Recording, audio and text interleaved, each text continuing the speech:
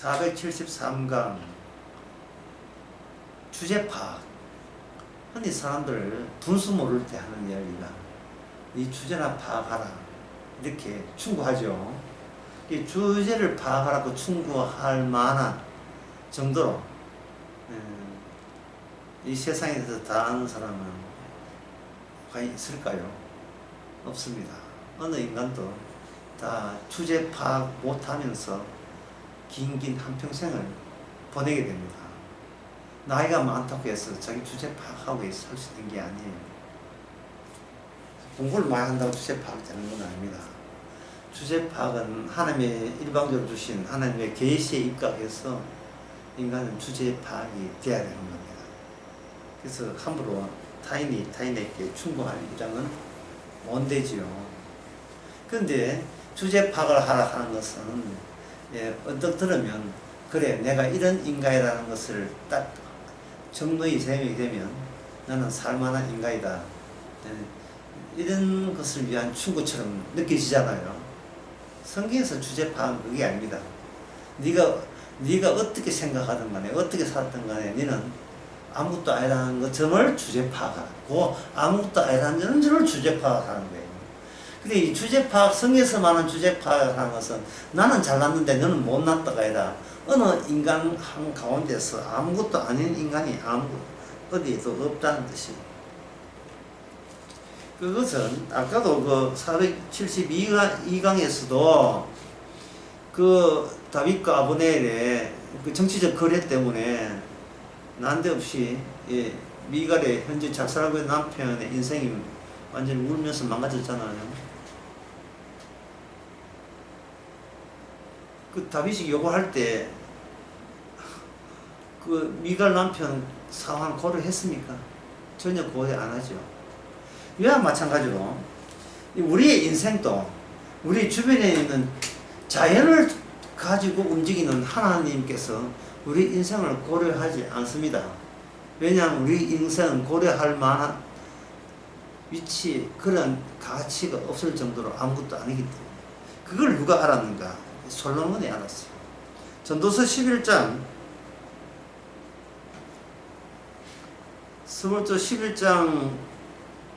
5절에 보면 이런 말씀을 하나님 우리 보고 합니다.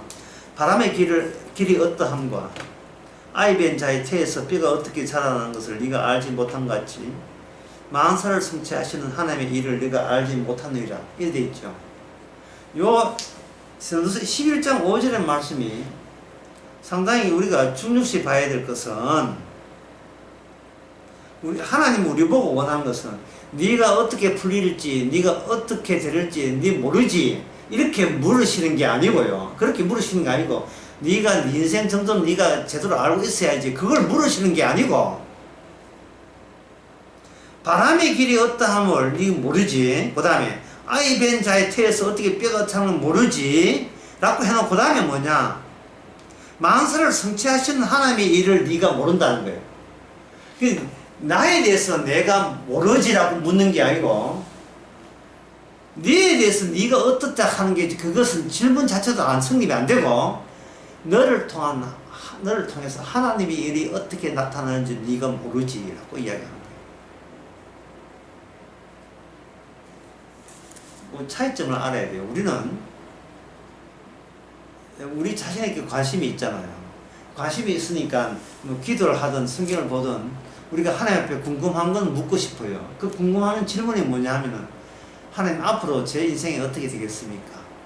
그 질문이다 이 말이에요. 그 질문이 과연 하나님 앞에 받아들여지겠느냐 하는 겁니다.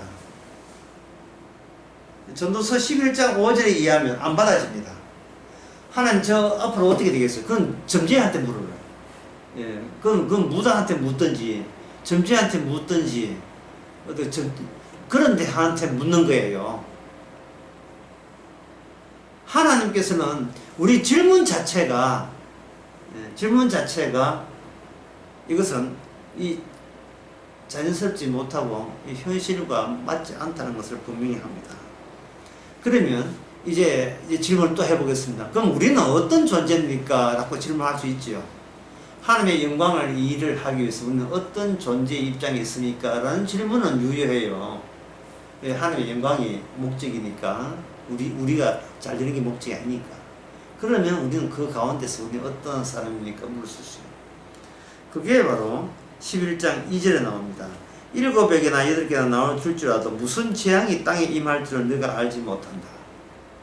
그 다음에 3절에 구름에 비가 가득하여 땅에 쏟아지며 나무가 남으로나 북으로나 쓰러지면 쓰러진 곳에 그냥 있다.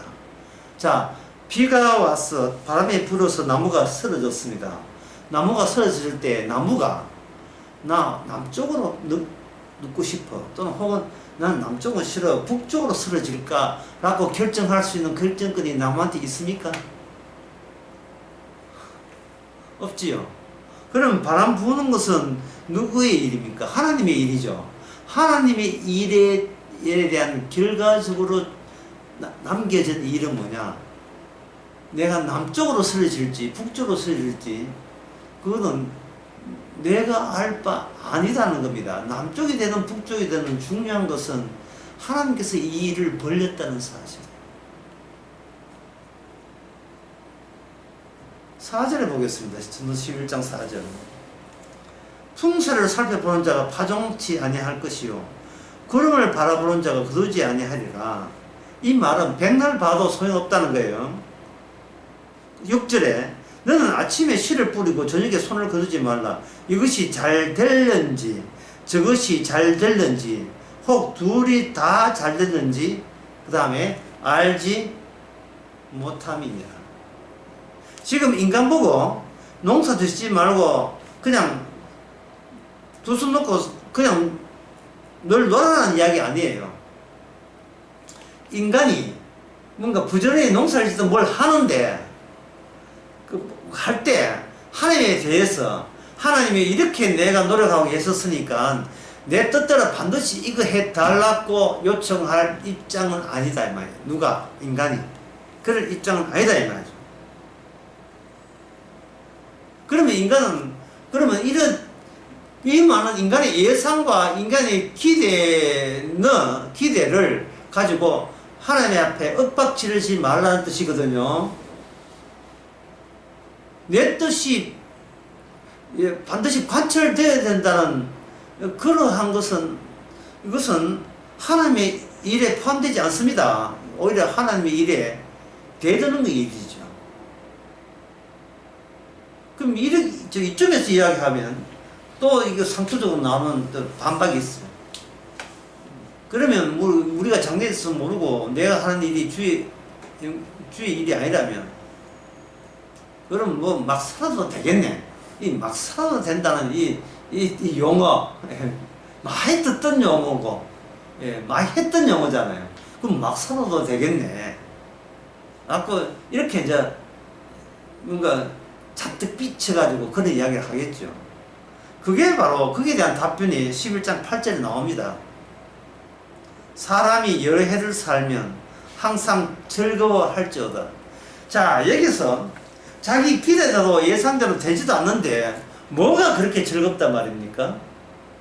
내 뜻대로 되지도 않는데 내 기대와 내 소원은 아무짝도 소용없는데 그럼에도 뭔가 즐거워하고 있다면 그 무슨 뜻이냐 하면은 내 평소에 내 기대와 예상이 하나님이 주시고자 하는 즐거움을 회방질했다, 가로막고 있었다는 뜻입니다.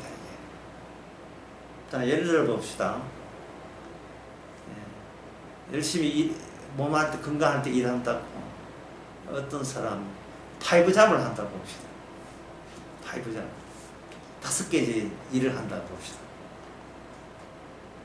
즐겁습니까? 파이브 잡을 하지 말고 그냥 하나만 해라, 또 둘로 해라, 이렇게 건강을 생각해서 이렇게 할 수가 있어요. 그런데 성경에서는 너는 5개 하지 말고 그것도 욕심이다, 하나만 하라, 이렇게 하는 게 아니고 5개의 직업을 해도 상관없는데 그게 즐거워야 한다는 거예요. 물론 5개 하는데 즐겁게 할 수는 없어요. 편하게 할 수는 없어요. 하나도 해도 힘드니까.